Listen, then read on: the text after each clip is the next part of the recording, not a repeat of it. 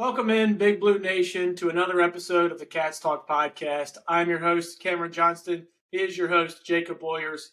Jacob, we got a jam-packed day today. We got three topics we're wanting to talk about. Mark Pope and the USA 19 team out there. That's going to be one of our topics. The TBT team adds a couple more names to its roster. And we're going to follow off with some good news and some bad news regarding the UK football program. Obviously, I think everybody is used to the bad news, but Kentucky football did have a good week so far. Jacob, how are you doing, man? Long time no see. I know. It's these off-season shows, you got to, really dive deep to figure out what to talk about other than, already doing the one where Vince leaves. But, it's nice to kind of get back in the routine here and talk a little UK sports.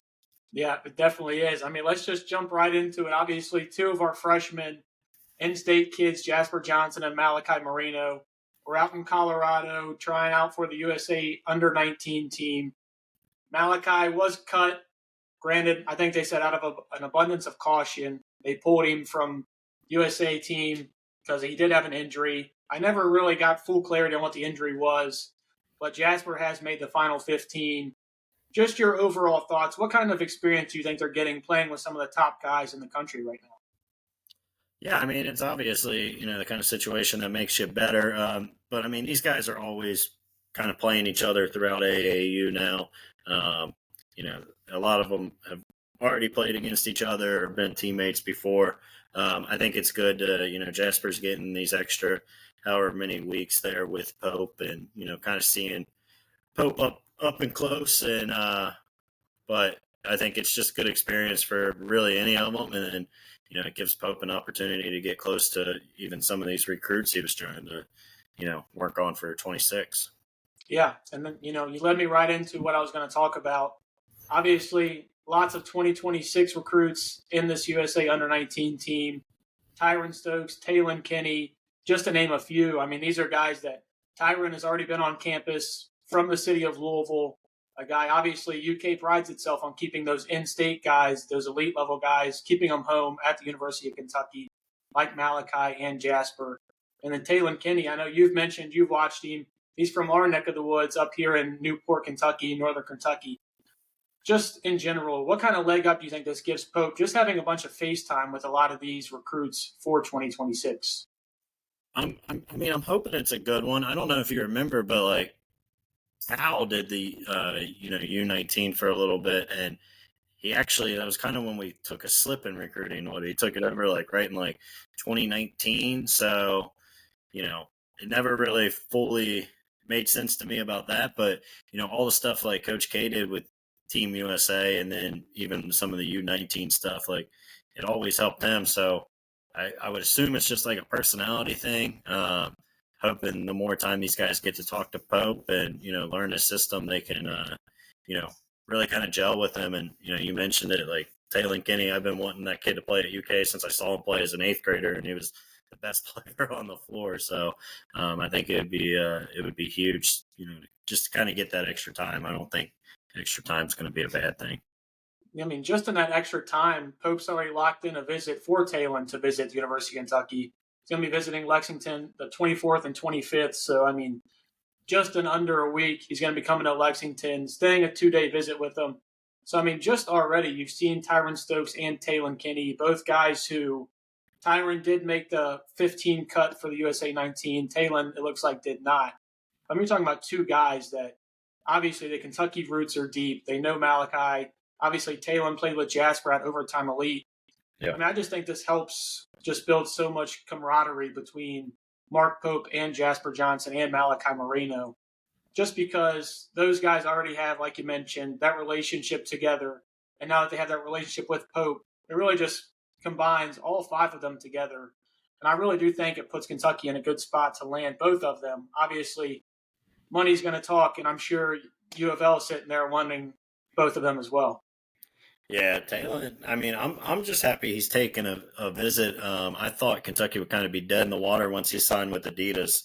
So it'll be interesting to kind of see beyond this year, how does that play out? Does he automatically go to an Adidas school? I know a lot of people are feeling Louisville for it. And, there's been some people that have kind of picked him to go to Louisville. But, again, I can't imagine getting a few weeks talking to Mark Pope and, now bringing him in for an official visit. Like, it's necessarily, going to hurt you. Yeah, I mean, those brand deals, sometimes they make headways with that. I mean, I think Justin Edwards had a brand deal outside of Nike before he came to the University of Kentucky. So obviously there's ways to work around that. I mean, even some of the other guys outside of those two that are going to be down there. I mean, you're looking at Brandon McCoy Jr., Jordan Smith Jr.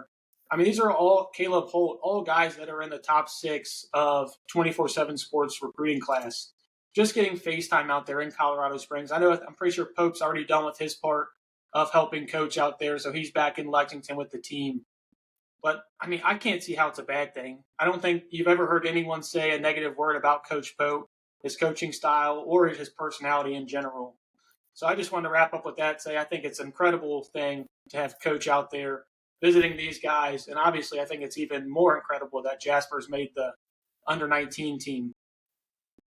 Absolutely. And, we've talked, we both think Jasper's going to be really good. You watch him in Overtime Elite, you see, his shot making abilities and kind of his creativity to be able to see essentially them say he's one of the best, under 19 players in the world. I think it just shows like the guy's obviously got aspirations to play in the NBA and he's that kind of talent. Yeah. And I know Jasper was thinking of like taking his name out of this just so he could come back to Lexington and, play. Obviously summer workouts just started with all of the guys. Where do you stand on that? Because this obviously, with Jasper going over to Switzerland, if he does accept a full invite, I mean, that does keep him out until July 6th. That is 2 to 3 weeks he's going to be missing with this team. Obviously, he's going to be playing against some of the best in the world and playing with some of the best in the world. So I can hear it both sides. Just kind of wanted to get your opinion on that.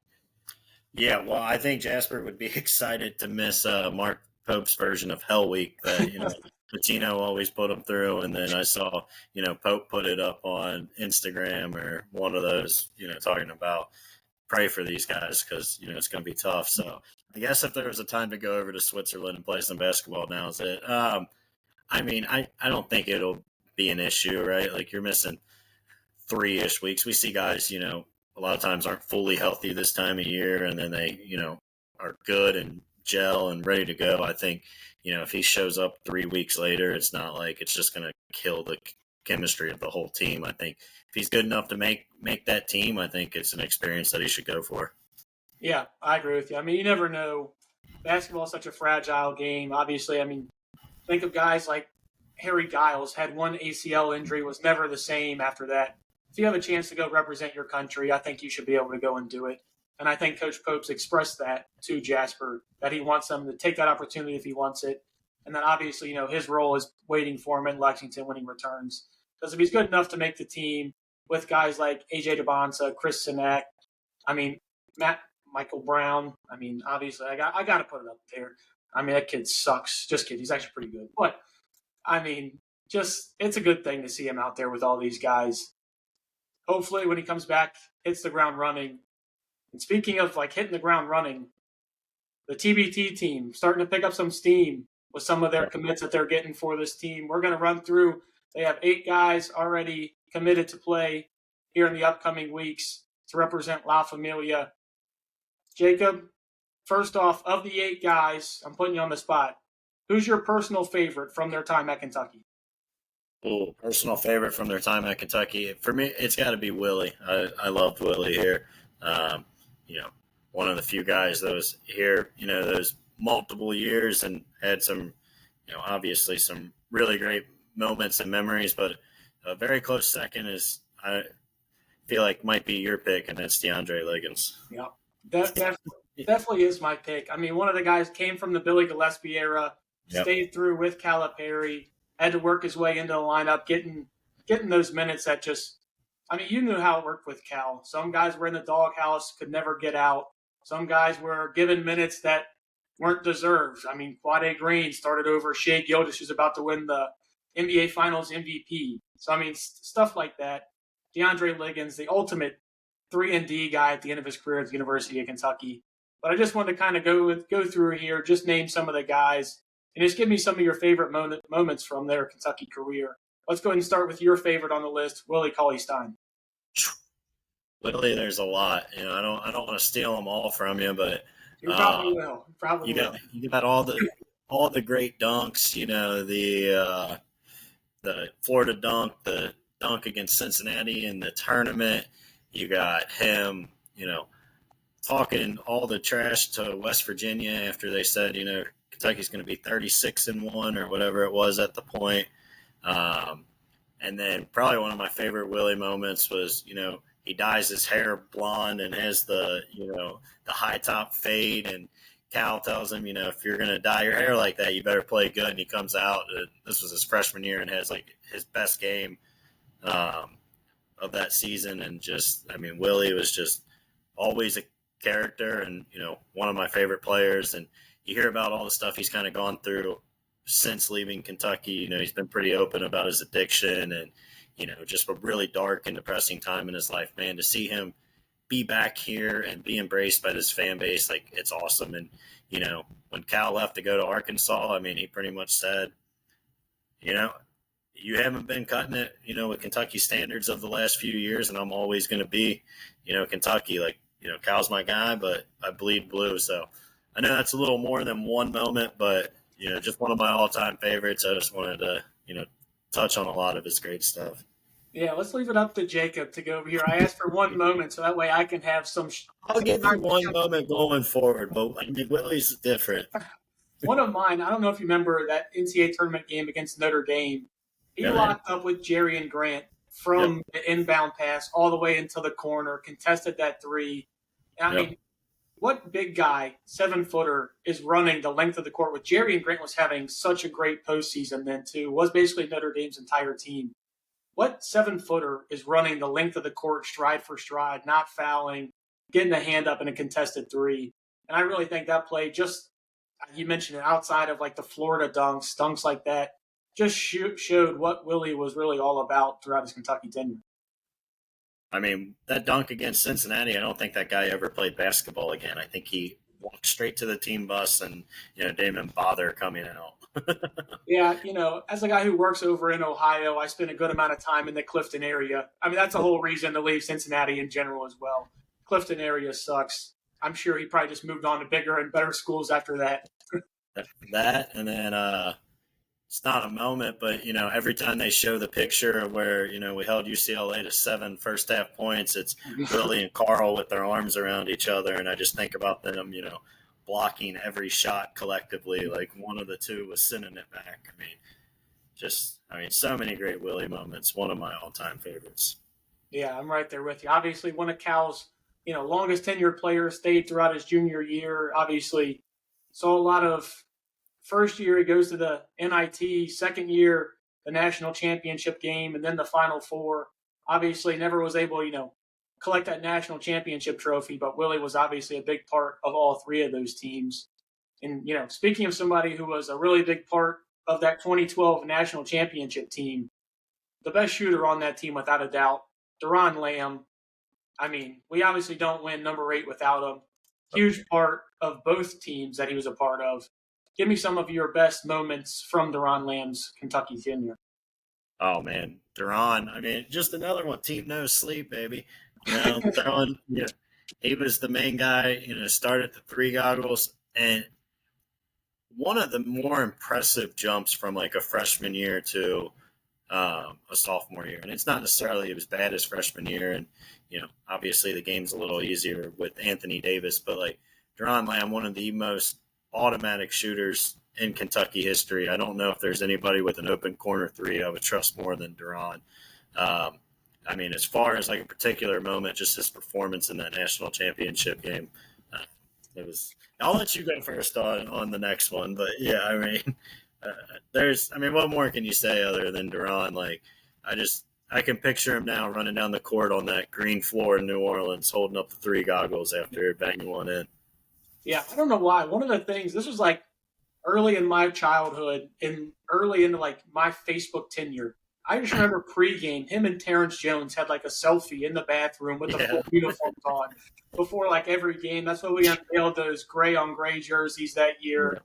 I mean, for some reason, that's something that really sticks out to me. And obviously, you mentioned him leading the points in the national championship game. Deron Lamb, I mean, there's really not much more else you can say. Obviously, huge part of that national title win. And, Well, I will say, you did say spot up corner three. There's somebody we're going to get to later that, I might argue with on there.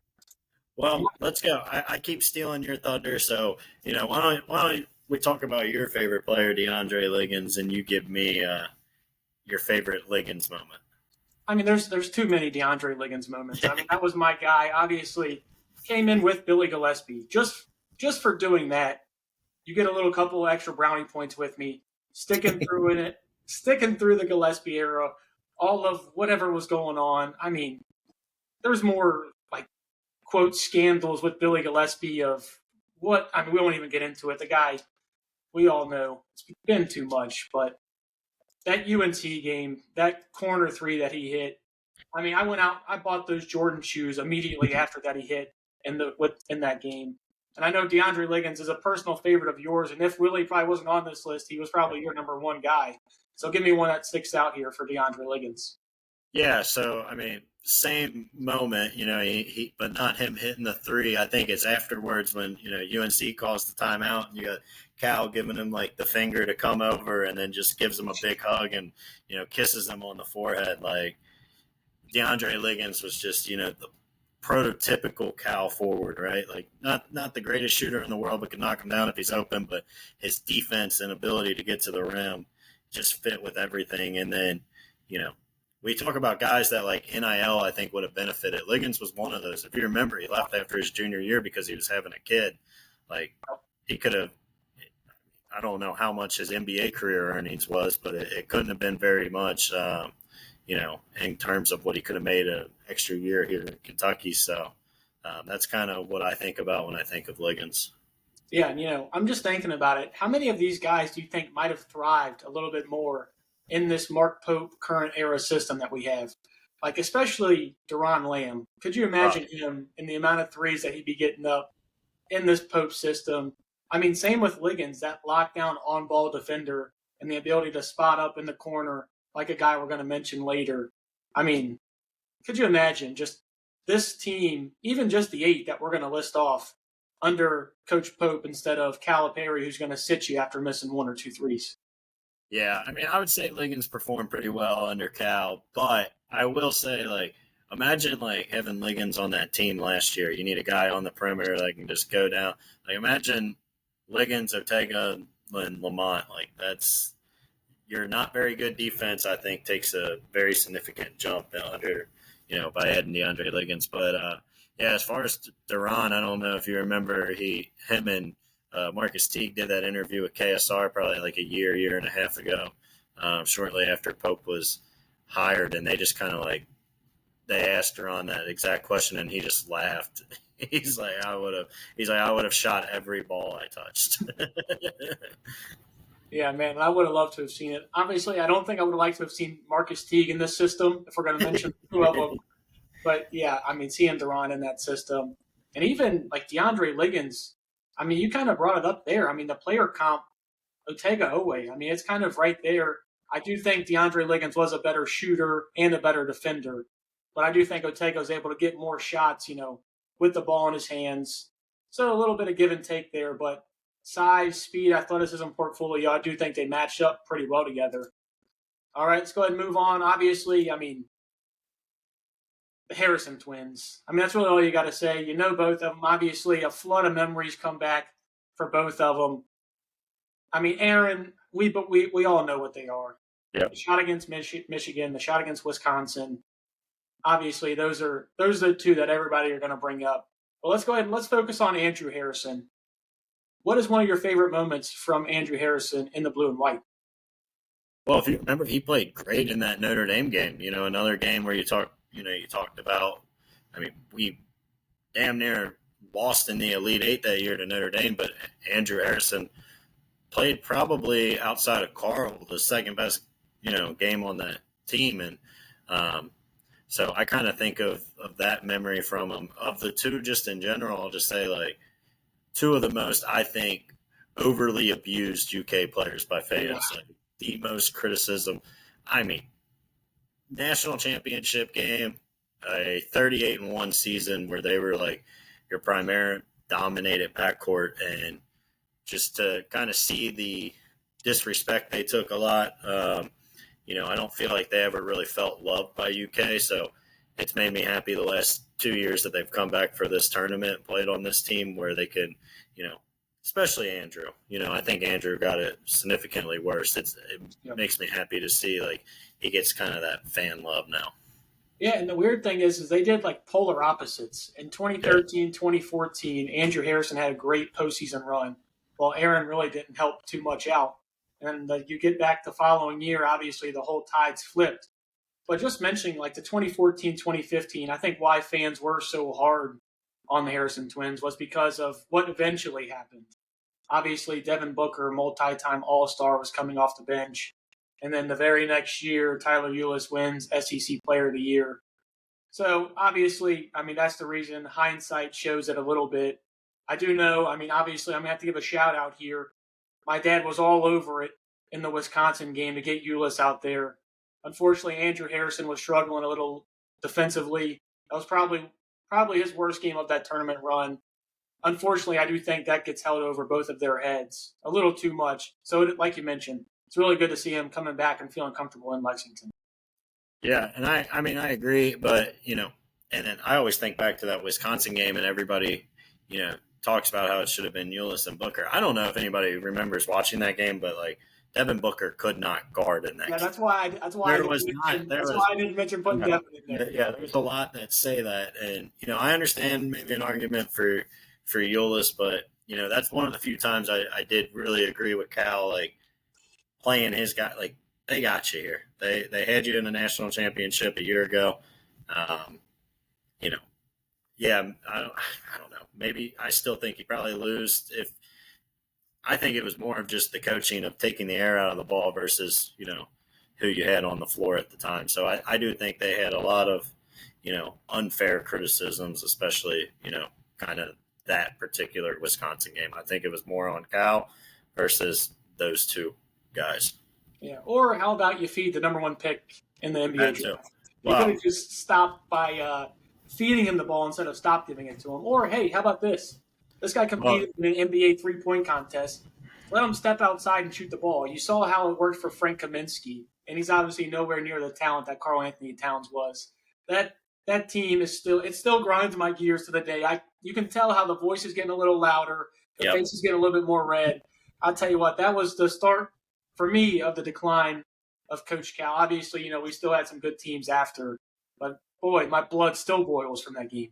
Yeah, I didn't imagine this pod would be reminiscing on 2015 Wisconsin, which is again, we were both born in late 90s, so like we weren't there for the Leitner shot, but by far the most painful and depressing loss of my life of any sport. Bengals, Reds, UK football, it doesn't matter. Like 2015 Wisconsin, a piece of me kind of died that day with that team, but yeah, just I didn't expect to get here, but here we are, I guess. Yeah, and it's already hurting a little bit right now, just hearing it. Obviously, somebody with a little bit more fond memories, the team wasn't necessarily as good, but you mentioned knocking down the corner three. Knocking down the corner three, and you're not going to mention my guy who just went 50, 40, and 90 this season, and you always knew was hitting the corner three. My favorite Ainsley Almanor moment, and I'm not even going to let you butt in here, is when you looked at me in the face and said you didn't think Ainsley Almanor could play in the SEC. And what did he do about 2 weeks later? He had the double figures against Mississippi State and was one of the main reasons we were able to beat the Bulldogs in Starkville. Yep, you're right. I said it all year, and I brought it up a lot on myself. I said, you did. The hands up. This isn't a guy that can play in the SEC, and he proved me wrong, and he played that role of the guy off the bench that would come in and give you some. How many times did he come in and just give you energy minutes? And he's one of the first guys in, and he either grabbing a rebound or like diving on the ball, on for a loose ball. He did it, in the Florida game. Remember, once he came in, the energy just kind of shifted. But the best Ansley moment is obviously that game in Knoxville, knocking down 4 threes or whatever it was. And, that's the moment. Yeah, I mean, obviously Ansley has they're more fresh in our brain because Yeah, BBN was a little rejuvenated this season. Really got absolutely. behind a lot of these guys, so it is good to see Pope getting his first guy that's going to be able to mingle in with some of the Calipari guys. That's going to be really nice to see. And then obviously a season we probably like to forget. One of the older players that's going to be on this team, Archie Goodwin, was announced. I want to say it was probably like 36 hours ago that he's going to be a part of La Familia. Jacob, give me one of your favorite moments. Obviously, it's been a while. 2012, 2013, he was only in Lexington for a season. But give me some of those good Archie Goodwin moments. Yeah, I don't know if I have a particular moment for Archie other than just remembering that he had to try to do so much offensively for the Cats. There was we talk about it with Brandon Garrison a lot. BG time is what Brandon Garrison says in his head. The king of that was Archie Goodwin. Archie, it was always Archie time. So I think he was somebody that I think would have benefited playing on a little bit better of a team. We probably would have seen his role be used a little more efficiently. But as far as a particular moment, I don't really have one that stands out. Yeah, man, mine was going to be similar to what you said. I mean, especially when Nerlens went down. I mean, He Archie was just he had to be the offense for that team. I mean, we want to talk about it's supposed to be us bringing up good memories. Somehow we're talking about the 2014-15 Wisconsin loss and Nerlens Noel tearing his ACL. I I mean, blame I you. just It's remember. how you went through. You should have finished with Willie. I would have. Yeah, we probably should have switched the order of these guys, but yeah, I mean, I just remember Archie having to do so much for this team. I mean, honestly, I kind of want to compare him to what Jalen Lowe had to do at Pitt this year. I mean, a guy who just had to be the offense. Of course, he had to force up shots, took some bad shots, and that's why. I mean, I think he shot like 41% during his time at UK. So, I mean, obviously, he was still good enough to be drafted first in the first round by the Phoenix Suns, and played with a guy who played on the TBT team for La Familia last year and Eric Bledsoe. So, I mean, good to see Arch coming back. I mean, and according to what I've known, this is the first time I think I've seen him back at anything with the University of Kentucky. I don't know if you've seen anything. No, I mean, he's never really been a guy, even when Cal was here, that kind of came back. I think part of that might have been, some of the fan criticisms, when that team wasn't very good and he's kind of being like the one guy that's going out there and shooting a ton or, struggling offensively in some games and you lose by 25 and he's continuing to shoot. Yeah. It's kind of understandable that the fans were, pretty upset with him, but there's probably a lot more negative stuff than, kind of we realized around those situations. And, maybe that's why he didn't come back. Who knows? Maybe he loves BBN and he's just admired it from afar.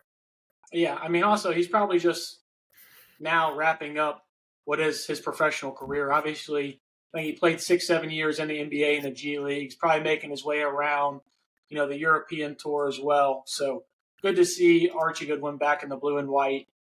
And last guy, and I'm going to be honest with you here, I don't really have any fond memories of the Dragon. You're going to mention your favorite of them, but Khalil Whitney.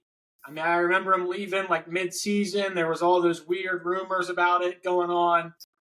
Something I remember the most was honestly probably just was like a month, 2 months ago. He posted a photo on TikTok of, him at his time at UK and said probably just needed a hug. And then playing to, him now more grown up and mature to be able to deal with that situation a little bit better. And how the way the University of Kentucky fans were able to rally around him and kind of give him that support that he felt like he never got while he was in Lexington. Yeah, it's honestly a pretty cool story, right? A guy that, you don't know. Maybe it was his fault. Maybe he was immature. Maybe it was, some behind the scenes stuff that we had no idea about. Something led to him leaving. Again, don't know whose fault it is, but, it's hard to, remember sometimes. Like, a lot of these kids are kids. They're 18 years old. I don't know if you remember what it's like being 18, but like, Too long ago, man. I can't remember any of that. there's a lot going on in the world when you're 18, and you can make mistakes and leave a situation that maybe you shouldn't have. But I agree with you. I think it's really cool that now he's kind of getting his moment to come back and feel the love from BBN again. But yeah, my favorite moment was March Madness that year, and they did the red carpet, and he's out there with the big sunglasses, and I think that's when he told all the reporters he goes by the Dragon, and that's kind of where that all came from. So that's probably my favorite Khalil Whitney moment. Yeah, I can't even, now that you bring it up a little bit more, I'm starting to get like pieces that I can remember a little bit. But even then, I'm having trouble remembering too much about Khalil's time at the University of Kentucky. And obviously, a guy who was before both of our times here is going to be the head coach, Coach Sean Woods, obviously a member of the Unforgettables. I don't know if there's anything you want to touch on with Sean Woods, but it is nice to see, a guy from early. Obviously, for a lot of our listeners, it might not be that early, but for us, I mean, this is before we were born. Obviously, just a member of the Unforgettables, so it's good to see him back in Lexington as well. Yeah, and you got, kind of this multiple era of Kentucky, right? Like you got Sean Woods, the coach from, like you said, the Unforgettables back in the, Patino days. And then you got the, Cal players playing in it. And you even got a Mark Pope player coming back to play. So, I mean, I don't even know, like across the country and like these things, like how often is it a guy graduates and then the next year is playing for like the alum team? It can't be too often. So I think it's pretty cool. I would imagine Ansley's one of the better guys in shape on that roster. Yeah, Hensley definitely has to be in the better shape of these guys. I mean, a lot of these guys are still playing pro, but they're playing overseas. Ansley's looking to start his basketball journey. I saw his interview with Tom Leach the other day, obviously the voice of the Cats, and he was just talking about how he doesn't really know what's next and how this was just a good opportunity to play in front of the Kentucky fans again. And, maybe this is the start of what, blossoms more of a pro career. So it's good to see him, potentially get that opportunity after this. Yeah, I agree. All right. And obviously, we're going to wrap up. We talked about some bad things earlier. We do have some good news, or at least it was good news until about, 6 hours ago. Kentucky football was on a hot streak with getting commitments. I mean, they had 7 in, I believe, 9 days. Obviously, I got a little bit of conspiracy. They might have had a lot of these locked up and they knew Vince was going to be leaving. So once Vince did leave, they wanted these guys to announce. Obviously, that's conspiracy theory. Jacob, you think that's got some backing to it? What do you think? Yeah, I definitely think there's a little something to that. And, once the Vince news went official, they were calling these guys like, all right, let's go ahead and put it out there. Let's, get it done. We need some good wins. And I mean, they had some. I'm glad you kind of left this for the end because I don't want to just go on a tangent and be Mr. Negative for football season. We're going to have, 2.5 more months to kind of do that here before the first game at the end of August. But yeah, I mean, it is kind of ironic, right? Like you have 2 recruits before Vince goes to Louisville. And everybody's going, what's going on with recruiting? The second he leaves, you're getting a commitment left and right every day, it felt like. So, yeah, definitely I agree with you. There's a little planning on that part. Yeah, and just to mention some of the guys that we've picked up over the past week and a half. Messiah Tilson, safety from Illinois. Jordan Crutchfield, just athlete from Florida. Prince Jean, which is a hell of a name. I know you like that name. I could tell just by the face. Wide receiver from Georgia. Davis McCray from Texas. And, traditionally, University of Kentucky does not recruit Texas at all. So it'll be interesting to see if they can hold on to that commitment there. And then Cameron Miller, offensive tackle from Indiana, and Delvicio Alston, looks like a running back from Alabama, and then Max Morig, linebacker from Pennsylvania. Obviously, a lot of these guys are still fresh to us, so we still have to be able to look at them here. Most of them are ranked to 3 stars, except for Merrick. He is unranked. But this also comes with the news today of, what would you say, about 4 hours ago, maybe 5 hours ago, Jarvis Strickland, 4-star tackle, has decommitted. Obviously, Vince was huge in that recruitment. obviously, along with Eric Wolford. Are we just assuming he's going to Louisville since he decommitted? Yeah. Unfortunately, I think that's one of the upper hands Vince is going to get here is bringing him to Louisville with him. Yep, couldn't agree with you more. But I'm afraid to say his name, Patonsky, from Yeah. the quarterback from Moeller, the two-sport athlete. I mean, you and I are going to have to go up there for a game. Obviously, people are thinking, I know Adam Luckett from On3 and KSR put in a crystal ball for him to pick Kentucky. I was listening to their podcast not too long ago. He expects it to be done within the next week and a half. If that happens, I mean, we're looking at a guy who's being recruited by Alabama, Oregon, had official visits to both of those places. It'll be good to get him in the fold. Supposedly he throws 94 to 97 from the bump. So, I mean, obviously the kid's got a hell of a fastball. So you and I are definitely going to have to get up to Moeller and watch one of his games if he commits to the blue and white. Yeah, and they've actually, over the years, it's felt like done pretty good with, whether it's in-state or right there, Ohio, QBs that have had some, pretty big offers from, other schools. We've seen it pretty frequently. I don't know. I don't want to be Mr. Debbie Downer, but like based on our conversation from the podcast, 2 weeks ago or whatever, like it's hard for me to see any of these guys being here, too long after if you understand what my prediction for the season is going to be. So, I mean, I'm glad they're getting them. You'd rather have them than not have them, but yeah, I don't know how to kind of talk about it in a positive light, unfortunately. Hey, you're just looking too far into the future. We got to worry about what we can control right now. The games haven't started yet, so we got to be able to get some of these guys into the fold. I guess that's a positive. I will say, think about the guys who go from baseball and play quarterback at, obviously guys come to mind, Russell Wilson at NC State, Jameis Winston at Florida State. I mean, there's just guys and guys that can, Kyler Murray at Oklahoma, obviously. I mean, first-round pick in both sports. Obviously, they said this guy's got the potential to be drafted in baseball next year. So, obviously, you'll have to look to that, make sure, he doesn't get drafted and go that pro route. But I do think Kentucky has a good chance to land him, and I do think that'll be at least somebody to where the fans can look forward to and be like, hey, listen, that is our guy that we're going to sell the program going forward. Yeah. Yeah, I agree. Like, if this coaching staff's going to be here for a while, you got kind of the piece to your point that you can say, here's our quarterback, 3 years from now. Yep. Completely agree. Jacob, you got any other breaking news that you're wanting to dish out to the fans, or are you ready to sign us off here? I don't. I'm good. We'll get to, touch base once a week. We'll, kind of focus more in on this La Familia as that kind of gets kicked off. And, yeah, let's get through this off season and get ready for football.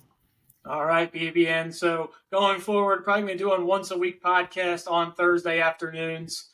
And then we have a big giveaway. Jacob, I know I tagged you in it, saw it on Instagram. I went down to Lexington, was able to meet Jasper Johnson and his dad, Dennis, obviously another UK legend, giving away a signed photo of his on our TikTok, on Instagram. Just reach out to me. I'll put your name in for the drawing.